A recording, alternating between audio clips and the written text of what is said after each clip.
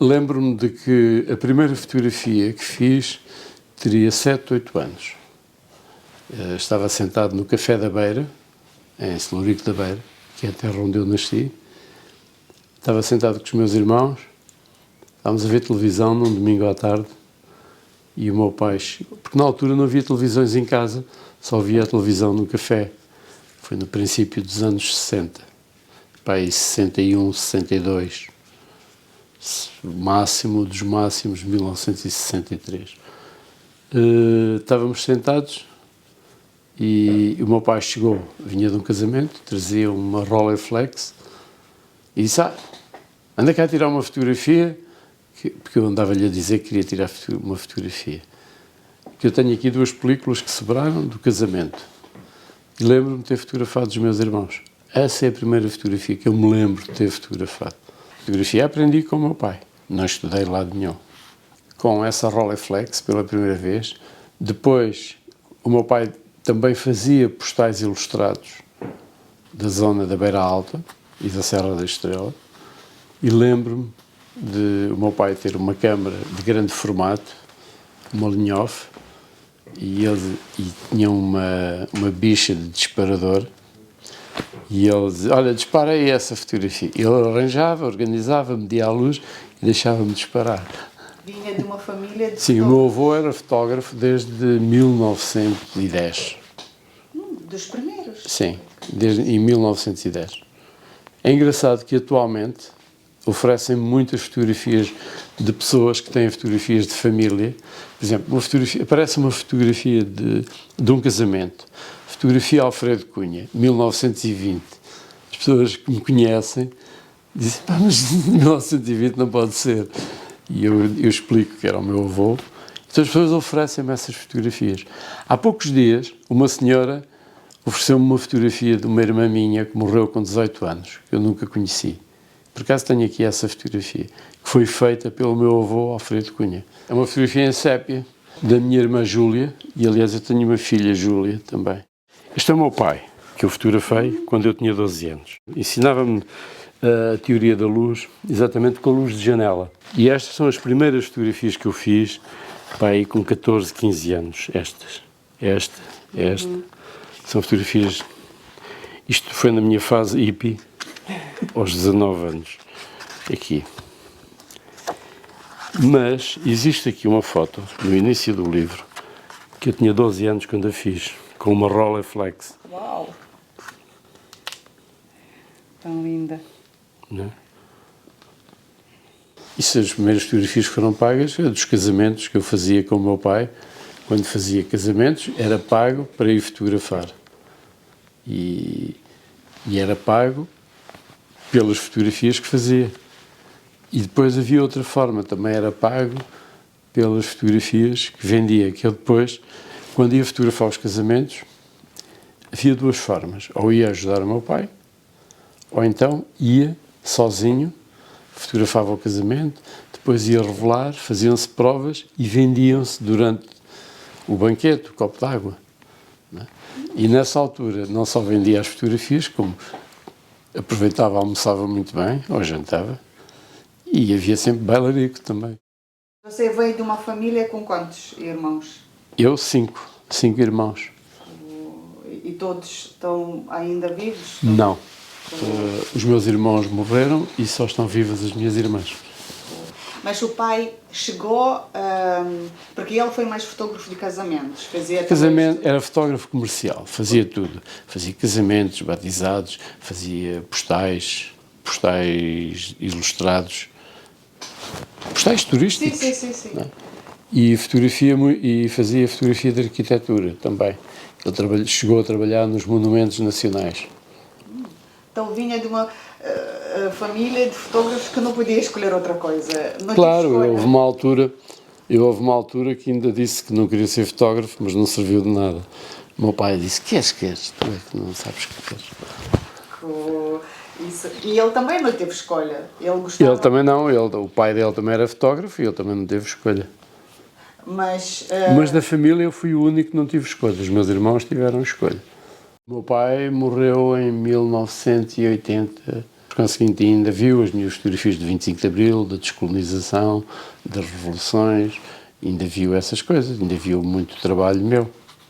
Ria-se porque ele era muito, fotografava com máquinas de médio formato e grande formato, e eu fotografava com 35mm. 35mm, os fotógrafos profissionais diziam que era o formato de amadores. Então ele dizia que eu fotografava com máquinas de amadores.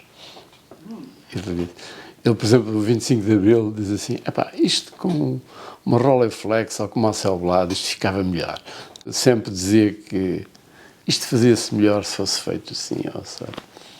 E você que achava, levava como isso de seu pai que... Eu levava muito a sério, porque só que não era prático, porque uma máquina de 35mm, como uma Leica ou uma Nikon, fazia 36 exposições. Se fosse uma Rolleiflex, fazia 12 e custava a mesma coisa, porque eram filmes de formato maior e eram mais caros, não é? Atualmente, como fotografo em RAW e fotografo muito, tenho mais cuidado a fotografar, porque depois tenho milhares de fotografias para ver e torna-se muito cansativo.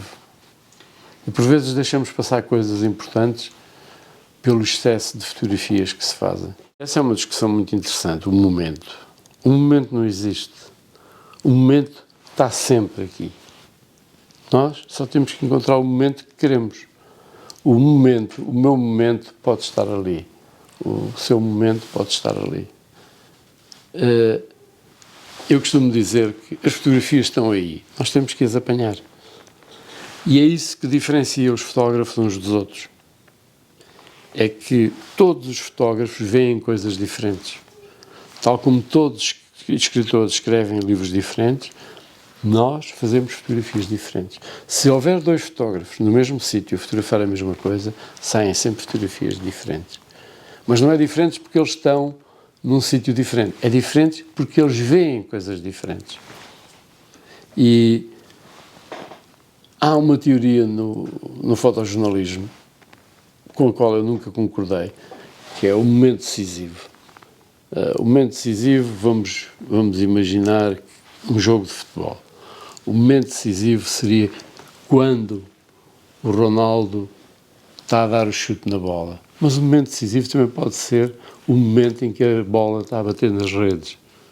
Ou então o momento em que o guarda-redes defendeu aquela bola.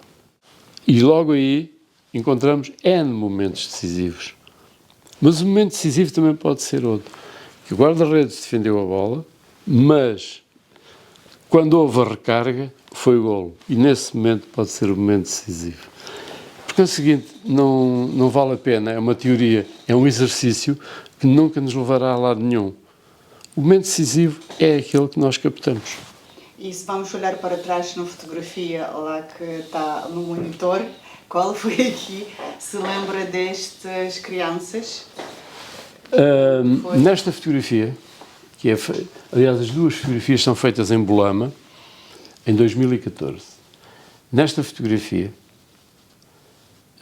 nós íamos num jeep, numa picada, que é uma estrada de lama, não sei o quê, íamos numa estrada com muito mais condições, e de repente vemos uns miúdos montados nos búfalos.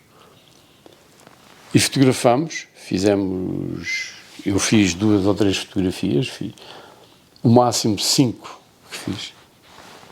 E quando fiz esta fotografia, por acaso é uma fotografia que gosto bastante, eles olharam para mim e seguiram.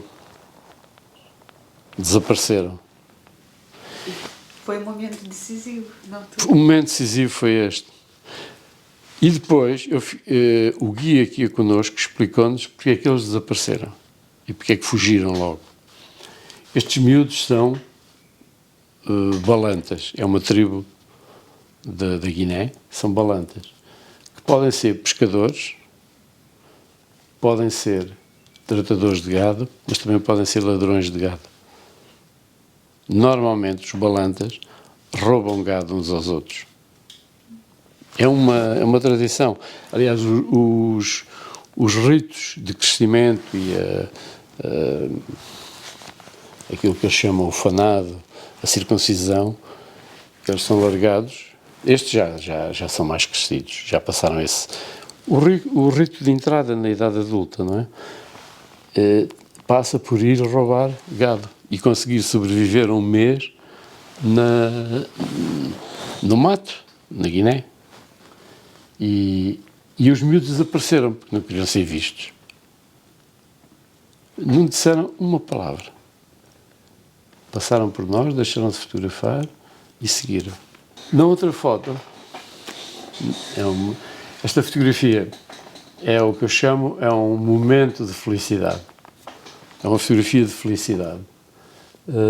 Nós estávamos do outro lado da rua e os miúdos andavam a dançar à chuva. Estão a dançar à chuva. E então era apanhar as gotas da chuva. O que eles queriam era apanhar, se vir, há sempre gotas da chuva a ir em direção a eles. E é um momento de felicidade. Eu lembro-me do som e este momento é um momento que demorou quase uma hora. A felicidade é um momento, não há felicidade. A felicidade é uma coisa que acontece no momento. Os meus momentos de felicidade foram quando fiz algumas fotografias que estava à espera de fazer e resultaram. Quando beijei e fui beijado por pessoas, afetivamente, o momento de felicidade, eu lembro-me como um momento de felicidade a minha mãe, lembro-me minha mãe era muito afetiva e isso era um momento de felicidade. Quando ela fazia qualquer comida boa e depois dizia, esta comida é para o meu menino. Isso era um momento de felicidade, porque aquela comida era para mim. E os meus irmãos diziam, pois, a gente só pode comer quando vier o menino. Que era eu. Mas havia o outro lado. A minha mãe virava as costas e dizia, bomba, rouba-me a comida. Esse já era um momento de infelicidade. Minha mãe já morreu em 2005. E dizem que enquanto estão na nossa memória, eles estão vivos. E também pelas fotografias, sim. Quando nós vimos e lembramos. Há uma frase que a mim me impressionou muito. Não sei de quem é a frase. Sei que era um escritor e que li há pouco tempo. Que era uma frase que dizia assim, a mim não me angustia a morte, o que me angustia é o esquecimento. Eu publico os meus livros, e gosto muito de desafios também, de desafios para fazer coisas. Aqui há dias, uma amiga minha que tem uma galeria no Porto, dizia-me, estamos a fazer um trabalho sobre a habitação, mas se calhar não tens nada sobre isso. Eu disse, talvez tenha. E apresentei-lhe 500 e tal fotografias. Porquê? Porque eu próprio não tinha consciência do que é que tinha, mas tinha. Por exemplo, um livro de mulher, aqui há uns anos, um dos livros mais bonitos para mim, dos meus livros, há 2 livros que eu gosto especialmente, que são livros que foram construídos por desafios. Um é um livro de retratos, que tem retratos desde 1970 até 2018, que tem centenas de pessoas importantes do país, e sem serem importantes. E foi um projeto que eu gostei imenso de fazer. E foi um desafio. E foi um desafio, e depois foi um desafio publicá-lo e arranjar apoios, mas fez-se, publicou-se, e foi um êxito. Depois o outro livro que eu estava a falar foi um livro que se chama O Tempo das Mulheres, que é o ciclo da vida visto pelas mulheres, ou seja, as mulheres, desde que nascem até que morrem. E esse livro fiz com uma grande jornalista, a Maria Antónia Paula, que era uma feminista conhecida e uma grande jornalista, que começou nos anos 70 também, e com quem eu trabalhei no século mostrado. Interessante que foi um livro sobre mulheres, também há uma mulher que ajudou, mas você fotografou e percebeu, sentiu? Percebi e compreendi sempre. É um mundo visto sempre pelo lado das mulheres. Por exemplo, e ele começa aqui, chama-se o Sol da Vida, são as crianças, e é separado. Isto é a infância, o Sol da Vida é a infância, não é? E depois tem a separação, que é o tempo das cerejas. Sei lá. Mas o final deste livro eu vou-te explicar, é isto, é o fim. É o fim e volta ao início. E volta ao início, a quadratura do círculo. E isto, a memória, a fotografia, como elemento de memória. A viúva de Salgueiro Maia e a viúva de um pescador das Caxinas. Não é? Isto é a memória a funcionar. Todo este livro é um livro que eu acho interessantíssimo, porque são sempre as mulheres. Na guerra, na paz, tudo. E onde estes livros podemos encontrar? Na Tinta da China. Os meus livros são todos da Tinta da China, no site da Tinta da China. Este está esgotado. O dos retratos ainda existe. O grande talento de um fotógrafo é perceber quando as pessoas não querem ser fotografadas. E não ser preciso dizerem-nos. Eu queria também chegar aqui, por exemplo, às vezes há fotógrafos para revistas cor-de-rosas. São intrusivos. Que você tive ofertas para trabalhar para estas que, olha... E trabalhei. Trabalhou e como Sim. é? Sim, e trabalhei. Também fiz jornalismo social. E é tudo combinado. Em Portugal, quando alguém faz qualquer coisa que se destaca, normalmente é castigado. Não é? Eu quando fotografei o 25 de Abril, eu era o fotógrafo mais novo do século. Mas estou nos 3 ou 4 que fotografaram mais. E haveria só 20 e poucos. Quando eu fotografei, a seguir ao 25 de Abril, eu estava todo contente porque a minha carreira tinha aberto. Não, aconteceu o contrário. Puseram-me a trabalhar à noite a fotografar as rusgas da polícia e a fotografar touradas. E eu fui fotografar touradas. Mas, por sorte das sortes, o primeiro touro de morte que acontece em Portugal é em 74, a seguir ao 25 de Abril. E eu fotografei. Foi a primeira página, foi um sucesso. Então tiraram-me daí e puseram-me no Modas e Bordados. Sério? Modas e Bordados. E então eu comecei a fotografar modelos. Foi uma época muito feliz, porque eu conhecia as top models de Lisboa todas, dos anos 70. E aparecia no jornal Século, sempre com umas top models muito giras, muito bonitas, e tal, querido, e não sei o quê. E tudo a olhar, tiraram-me de Modas e Bordados. Eu sempre encarei a vida da seguinte forma: se há limões, fazes limonada. Não é? Depois puseram-me, então, a fotografar para a crítica teatral. Crítica teatral.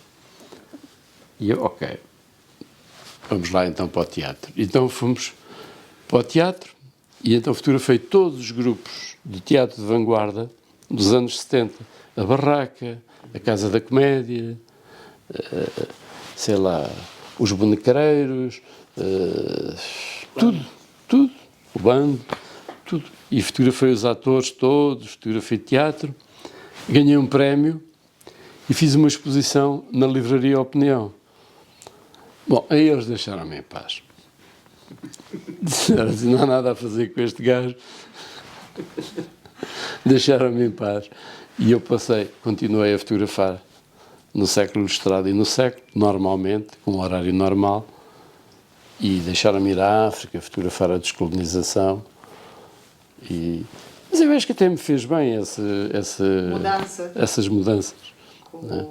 Eu também queria falar um bocadinho que você assistiu na mudança também de regime em 74, depois foi em 89 na Roménia. E foi Eu costumo dizer que assisti ao fim do fascismo, ao fim do colonialismo, ao fim do comunismo. Não é? Eu já agora gostava de assistir ao fim do capitalismo também. Já também gostava. E acho que vou assistir com um bocado de sorte. E isso é muito bom. É quando eu dizia, fotografei o meu tempo e compreendi o meu tempo, é isso. E fui sempre feliz. Nunca me dei a grandes dramas, porque acho que não vale a pena. Aquilo que nós fazemos cai-nos sempre em cima. Quando nós tratamos mal alguém, nós vamos sofrer essa consequência. Não é? Quando eu tento ensinar isso aos meus filhos. Não é serem parvos e darem outra face, não é isso. É assim, tentem ser corretos, porque aquilo que vocês fizerem cai-vos em cima, tanto para o bem como para o mal. E eu vejo isso na minha vida, porque eu passei a minha vida a criar amigos. Porque tenho um comportamento de ajudar, porque eu já fui ajudado. E não sei se um dia vou precisar de ser ajudado outra vez. E então, é determinante que, do ponto de vista moral, do ponto de vista social, sejamos corretos. E já agora profissional também, não é? E isso aplica-se. Tudo o que fizermos tem que ser bem feito, tem que ser feito com seriedade. Se não for feito com seriedade, não vale a pena. Já podia ter levado um tiro, já podia ter morrido no atentado à bomba, já podia ter acontecido muita coisa. Porque não aconteceu. Tive sorte. A mesma sorte eu tive quando fiz as minhas fotografias. É certo que eu as procurei, mas também tive sorte, porque a sorte é uma coisa que se procura. Normalmente nós encontramos aquilo que procuramos. Se procuramos o azar, encontramos o azar. Se procuramos a sorte, encontramos a sorte. Eu, como prefiro a sorte ao azar, procuro a sorte. É só. Mas que sentia, por exemplo, depois deste atentado de bomba, que saiu com um minuto antes isto, ou não teve tempo para pensar? Não tive tempo. A única coisa que eu senti é que tinha que fotografar. Tenho que fotografar. E fotografei. E só senti medo meses depois. Senti muito medo. Acordei de noite com medo. Porque dá a ideia que aquela pressão que me caiu é como quando morreu a minha mãe. Quando morreu a minha mãe, eu tive um desgosto muito grande. Aliás, tive 2 desgostos. O desgosto foi o facto da minha mãe ter morrido e outro desgosto foi o facto de eu nunca ter conseguido chorar quando morreu a minha mãe. E um dia aconteceu, mas foi quase 5 anos depois. Um dia eu acordei de noite, ouvi a minha mãe. E isso é horrível. Mas pronto. Então você acumulou tudo Acumulei, isso? exato. Tudo isso? E nós não devemos acumular. Pois. Não devemos. É terrível. Não devemos acumular nada, devemos exteriorizar os nossos sentimentos e manifestá-los. Porque podemos não ter a oportunidade de depois os manifestar. Quando um filho diz, eu gostava de ir ver a minha mãe, mas não tenho tempo. Ele um dia vai chorar com saudades da mãe. Ou do pai, ou dos filhos. Todos os fotógrafos têm um drama que se chama os sacos, para transportar o equipamento, e as câmaras. Eu tenho 4 sistemas de câmaras, tenho para aí umas 30 câmaras, e para cada trabalho uso uma câmara diferente. O que me obriga a estar sempre a pensar e muito atento às coisas e a fazer coisas diferentes, e a ser surpreendido e dizer, não, eu quero uma coisa mais fotográfica, então utilizo uma câmara, quero uma coisa mais técnica, mais clean, mais flat, utilizo outro tipo de câmara. E é uma escolha. No entanto, há fotógrafos que são felizes com uma câmara Eu nunca seria feliz com uma câmara, como da mesma maneira que nunca seria feliz só com uma mulher, mas isso é... Depois a gente escolhe aquela com que fica, mas não dá. Não. Às vezes escolhe ir por uma rua e escolhe ir por outra. Se calhar é atropelado numa e não é na outra. Mas isso, às vezes, são coisas aleatórias. Então, nossa vida é cheia de escolhas. Sim, mas a escolha é uma coisa que tem que ser, é uma coisa momentânea, a escolha. De repente, eu digo assim, estou tão bem na cama, tenho o cão a ladrar. Disse tudo. Vou-me levantar para ir passear o cão. São 7 da manhã, não vou passear o cão, porque eu faço um passeio de quilómetro. Mas depois levanto-me, não sei o quê, e vou passear e não sei o quê. E depois fico ótimo. E fiz a escolha certa. Se calhar se ficasse na cama ficava-me a doer o corpo por ficar na cama. Então gosta mais de improvisar? Sim, completamente. Completamente. E como se dá com crítica? Muito bem. Aceita? Aceito, completamente. Aceito, compreendo e às vezes rio. Não é? E ouço... Eu já fui a uma exposição onde me explicaram o sentido de algumas fotografias minhas. Uma pessoa que não me conhecia e teve-me a explicar. Eu estava a falar, estávamos a falar, então o que é que achou? Eu pensei que ele me conhecia, mas ele não me conhecia. Este gajo não é mau, não sei o quê, mas nunca conseguiu atingir um patamar. Não sei, é? Não, nunca fiz isto, não fez aquilo. Disse, mas patamar, mas acha que a fotografia está em patamares? E ele, claro, há os grandes fotógrafos, há os pequenos fotógrafos, os médios fotógrafos. Disse, está bem, ok, pronto. Isto não é um mau fotógrafo, mas não é nada de... Pronto, para mim é ótimo, porque disse, olha, tenho que me apurar mais, tenho que me esmerar.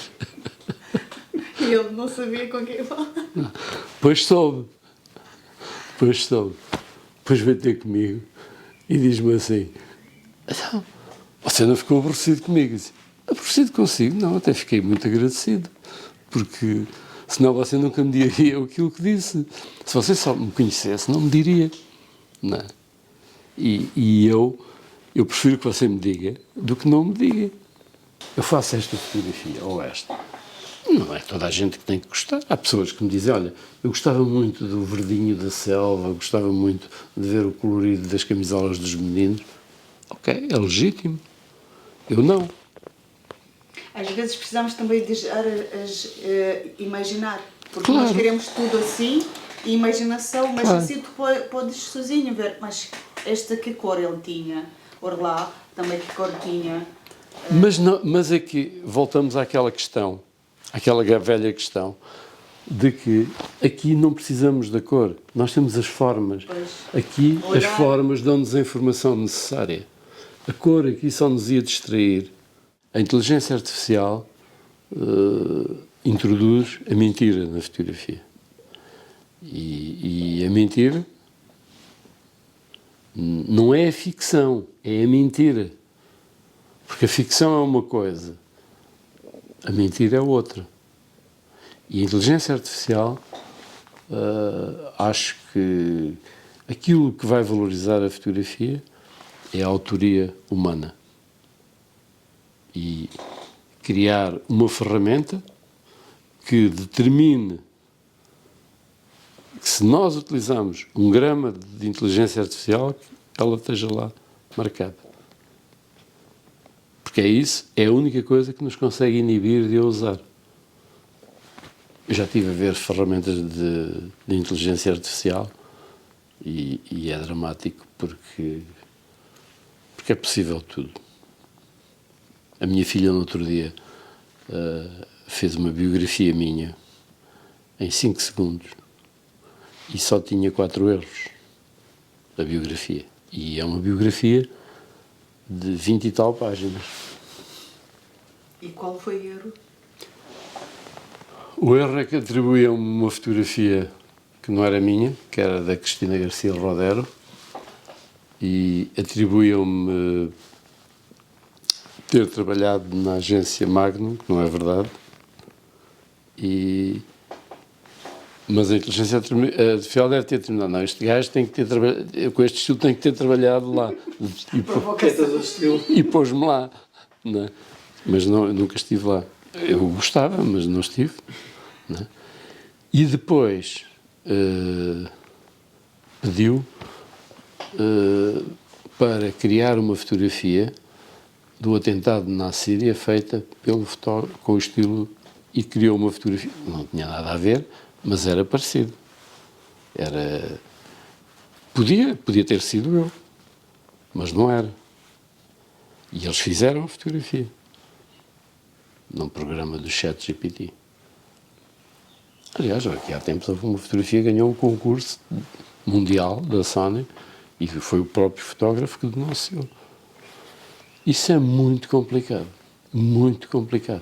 e pode ser uma grande chatice, eu acho. Então, no futuro, acha que já não vai ser... A profissão de fotógrafo vai desaparecer? Não. A profissão de fotógrafo vai ser uma coisa... Os verdadeiros fotógrafos serão muito bem pagos, mas são aqueles que conseguirem provar que as fotografias deles são verdadeiras. E isso só há uma forma. Ou com um fecheiro EXIF que não permita modificações, a não ser as modificações convencionais da fotografia, e que não utilize inteligência artificial, mas isso é difícil porque as máquinas já têm modos computacionais, já há máquinas com modos computacionais que fazem uma medição e que modificam a reação do sensor em função da luz, e isso é complicado. Ou então, um regresso à fotografia analógica, que é uma hipótese de fazer uma fotografia com um filme analógico, mesmo que a impressão depois seja digital, não é? Que se passa aquilo para um fecheiro, mas é a única coisa, é a única forma. Sobre a fotografia analógica, como foi esta passagem para você? Para mim foi bom, porque digital. Nós tínhamos sempre a limitação da quantidade de fotogramas. Eu meti ontem um cartão na minha câmara e tinha 4.000 fotografias. Eu, antigamente, os meus filmes tinham 36 fotografias. Ir fotografar uma coisa com backup de 4.000 fotografias ou de 36 é completamente diferente. E se levar 10 cartões, tenho 40.000. Se pensarmos que as minhas fotografias do 25 de Abril são 1.200, um cartão de 100 e tal euros dava-me para fotografar o 25 de Abril. E também esta coisa de edição, que antes precisava de ir... E revelar, e que perdi imensas fotos, podia mandar do sítio. Mas você aceitou rápido o computador? Sim. Eu achei muito importante, achei muito... Até porque a fotografia analógica é muito poluente. E provocava doenças. Trabalhavam-se com ferricianetos, com sulfitos, com sulfatos, com hipossulfito, com metabisulfito, com hidroquinona, tudo químicos, muito ferricianeto, potássio, sulfuretos. Eram tudo químicos de... Eu manejava, eu era miúdo e manejava ferricianeto e sulfureto, uma coisa impensável, não é? Podia fazer bombas de grande destruição. Podia ter sido um terrorista. Não, que gente nem se lembra desta... Não. Esta passagem e tudo. A mim o sulfureto só me incomodava porque cheirava muito mal. Mais nada, de resto, não me incomodava nada. O sulfureto era utilizado para virar as fotografias a sépia. O sulfureto e o ferricianeto de potássio. Eu lamento muito dizer isto, e até me custa dizer isto, mas eu fui muito feliz na minha profissão e realizei praticamente tudo o que quis. E se eu não fiz outras coisas foi porque não quis. Porque não fiz escolhas diferentes. Houve uma altura que pensei em trabalhar para os Estados Unidos, mas não fui. Paciência. Podia ter ido, mas não fui. Depois... Eu quis muito ser fotojornalista, Mas agora já não quero. Nem quero ouvir falar, nem tenho carteira profissional de jornalista. Eu tinha a carteira profissional número 120. Não quero mais. O jornalismo para mim acabou. Então, e depois, mas ele não sai de nós. Não, sai. De mim saiu. Eu não quero ter nada a ver com o jornalismo. Eu não queria ser obrigado a fotografar um tipo como o Ventura. E os jornalistas... Mas não é por isso que eu não quero. Nem é por causa do Ventura, nem nada. Não, nem por...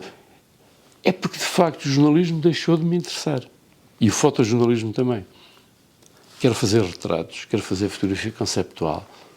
Eventualmente fotojornalismo. Mas eu não preciso ser jornalista para fazer fotojornalismo. Eu posso fazer fotojornalismo sem ser jornalista. Não me posso intitular de jornalista, mas isso eu também não me intitulo.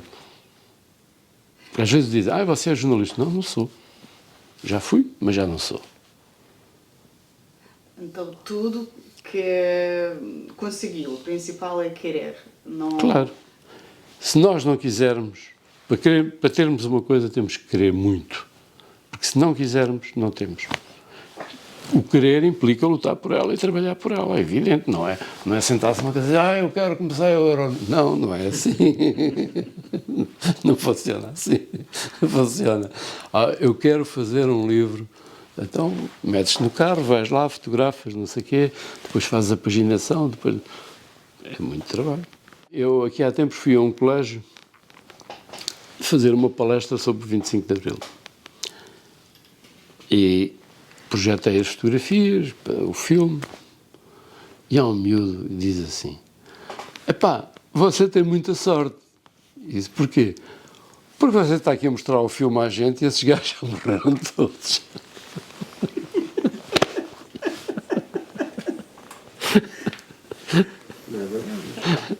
E eu disse, olha, eu próprio também não me sinto muito bem. Estou constipado. Porque é assim. A vida é assim. O mais importante na vida é a família. É a família. Existem dois amores, não é como o Marco Paulo.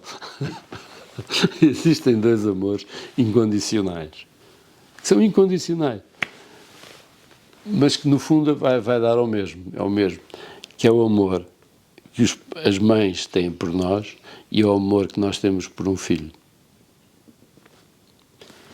A mim, se me perguntarem assim, eu tenho 2 filhas e um filho.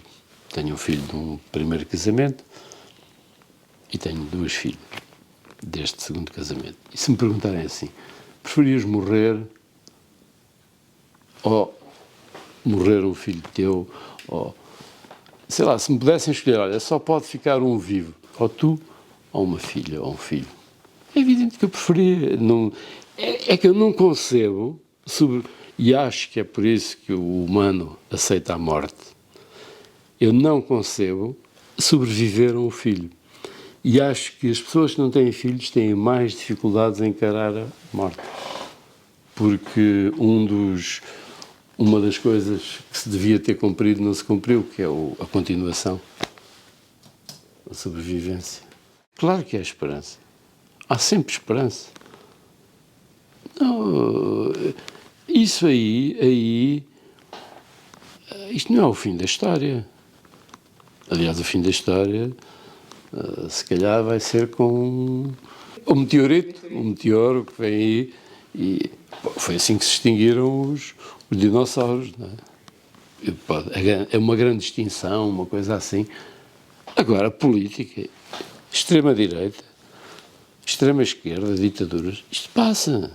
Agora, temos que lutar. Se não lutarmos, não é? Se não lutarmos, não acontece nada. Como tudo na vida. E no final, o fotógrafo não é só assim que tem uma máquina fotográfica e carrega, clique e já está. Não, ele precisa contar uma história. Exatamente. Tem que ter uma narrativa, tem que ter tem que transmitir uma emoção e tem que compreender o que está a ver, não é? O meu pai disse-me uma frase há muitos anos que o meu pai tinha grandes teorias. Então o meu pai dizia, tu tens que olhar e tens que ver. podes olhar e não ver. Mas, depois de ver, também tens que compreender.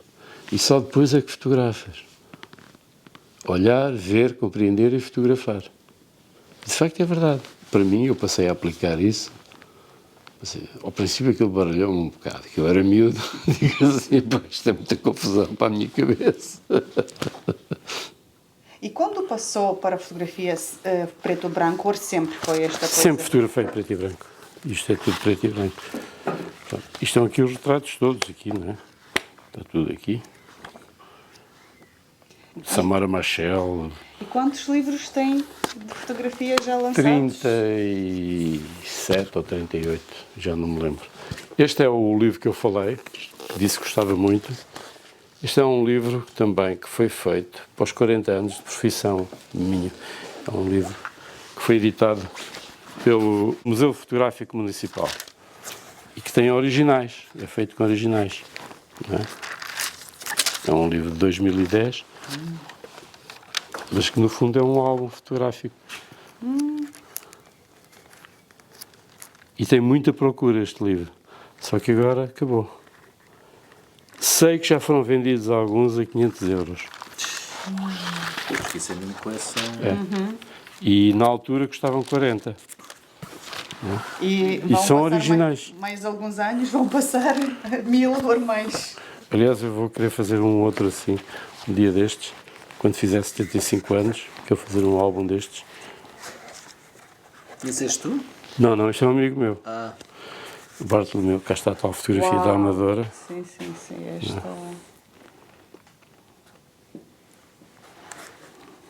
Cada fotografia tem uma história. E você se lembra de todas? Sim, das fotografias lembro-me de todas. Tenho aqui as ver. Eu queria ser lembrado, olha, primeiro como um bom pai, como um bom filho, um bom pai. Eu acho que fui um bom filho, acho que fui um bom pai. O bom marido já não fui tão bom, mas pronto. Acho que cumpri o meu dever como fotógrafo, vivi o meu tempo, compreendi o meu tempo, ou pelo menos tentei compreender, e fotografei. E acho que deixo testemunho de um tempo. Antes do 25 de Abril compreendi muito cedo que não vivia em liberdade. Mas também compreendi o dia em que nós recuperámos a liberdade. Isso eu compreendi que estávamos em liberdade. E também compreendo que podemos perder a liberdade. É isso que queria chegar aqui. Agora estamos noutro tempo e estamos quase... Mas não quer dizer que a vamos perder. Isto nunca para, isto volta sempre ao princípio. O que temos é que lutar por ela outra vez. Houve países que já foram fantásticos e perderam a liberdade, houve países que já foram miseráveis e hoje são fantásticos, e a questão é, não podemos pensar que o caminho se faz se nós não caminharmos. Se não caminhamos, não caminhamos, não andamos para lado nenhum. Isto quer dizer, temos que lutar, temos que lutar. Eu gosto muito de iniciar novos projetos. Estou sempre a iniciar novos projetos. Às vezes inicio simultaneamente 5 e 6 projetos, depois realizo 1 ou 2. Mas tenho sempre projetos, estou sempre a começar projetos. E às vezes há projetos que eu sei, quando me dizem que não, eu tenho a certeza que o projeto vai acontecer. Porque o primeiro não é aquilo que nos aproxima do sim. Depois já são menos nãos. Tiveste muitos nãos na vida? Muitos nãos. Mas eu nunca desisto. E isto é importante? É importante não desistir e lutar por aquilo que acreditamos.